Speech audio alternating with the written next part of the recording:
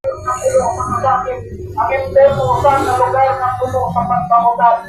Hell is eternal damnation, mga higala. Ang imperno may walang katapusan na sintensya sa kasakit. Apan ang Diyos, dili siya gusto, dili siya buot ng tao mata sa imperno. Ano man, mga higala, tungkol kay gigong man niya ang tao. The Bible says in Romans 5:8, but God commended His love toward us, in that while we were yet sinners, Christ died for us. Mga higala, apan ipadayag sa Diyos ang iyang gugma, pagpang makasasala, makita ni Kristo Jesus sa matay tungkol sa atong mga sala. Ingon anak na ko ang gugma sa atong Ginoong Diyos na si Kristo Jesus, mga higala.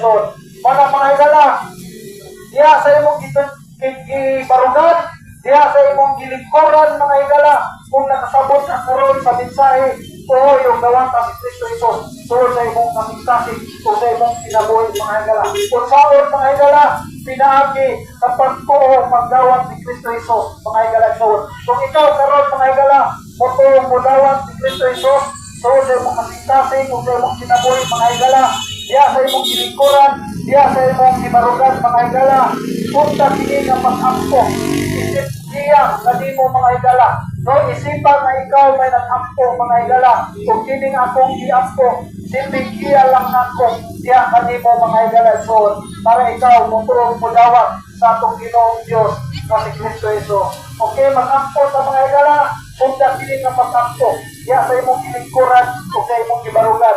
Amahan ng mga Diyos na nasa langit, amahan salamat sa kaluwasan ng imong gihatag, dinaagi sa imong buktong anak na si Kristo Jesus. Ginoong Jesus, pasaylo ako sa tanan akong mga sala. Itloy ako sa bilirong dugo na di mong Ginoong Jesus. Ikaw na ang akong Diyos o manluluwas.